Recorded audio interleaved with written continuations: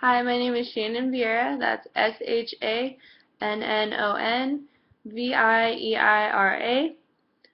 The client's name is Troy Henson. That's Troyhenson.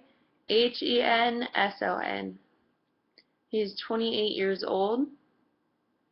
For the differential diagnosis, there's major depressive disorder and persistent depressive disorder.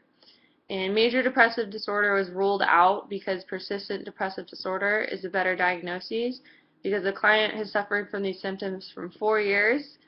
And for major depressive disorder, you only have to have symptoms for about 2 months, where persistent depressive disorder, you have to have symptoms for a minimal of 2 years. For the primary diagnostic features, there are two. The first, major depressive symptoms are experienced for at least a 2-year period. Major depressive symptoms are experienced for at least a 2-year period. The second, depressive symptoms persistent more than 2 months of being non-depressed. Depressive symptoms are persistent for more than 2 months of being non-depressed. Okay, now for Troy's story.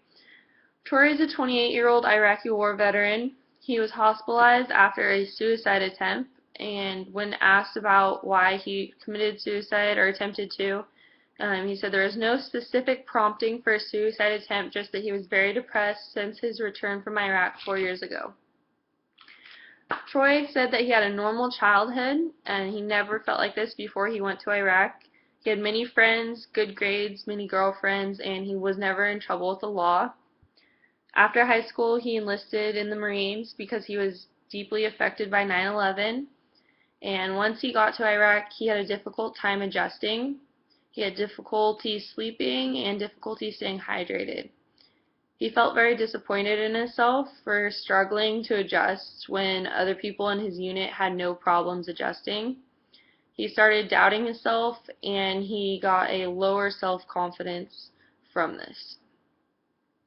One day his squadron was ambushed and Troy froze, so he was sent to a psychiatrist and he was evaluated.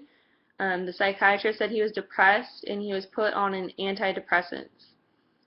He was taken off all high-risk missions and finished out his time in Iraq doing mostly paperwork.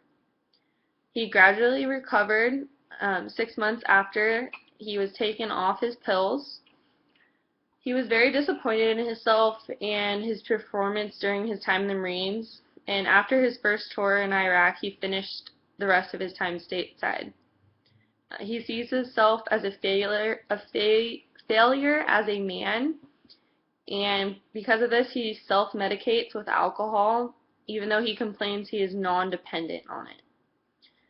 He has a hard time finding and keeping jobs, usually because he oversleeps past his alarm. He sleeps for 14 hours at a time, and then once he gets to work, if he does get to work, he has a very difficult time concentrating.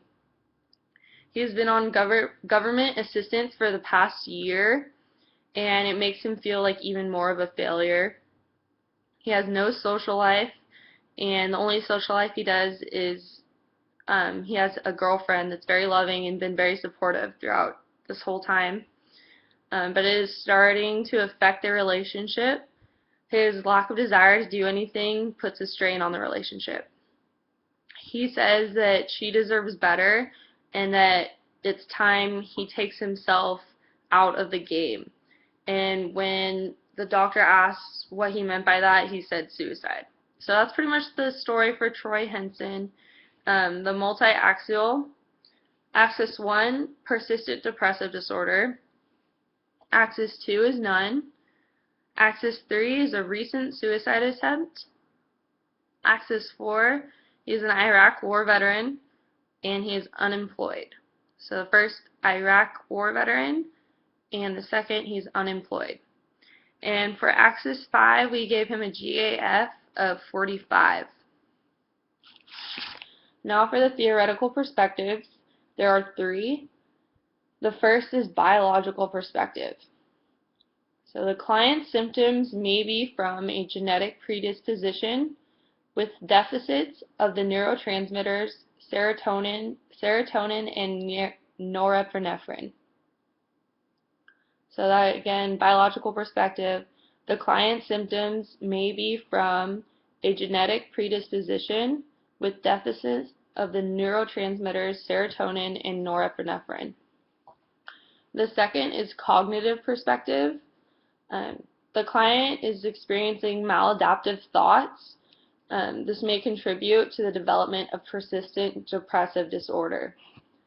Some of the cognitive distortions include selective thinking, overgeneralization, magnification and minification, and personalization. Also, LS-ABCD model may explain the activating event would be his enlistment in Marines and his failure to adjust. The trigger may be belief of failure, and this belief leads to his depression. The third is behavior perspective. There's a learned helplessness that may lead to depressive symptoms associated with persistent depressive disorder. The learned helplessness is the tendency to fail to act to escape from a situation because of a history of repeated failures. The sense of powerlessness and hopelessness that is associated with learned helplessness contributes to feeling depressed.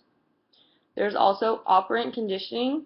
He's avoiding feelings of failure, which is negatively reinforced learned association between past failures, and he now has a negative outlook for the future.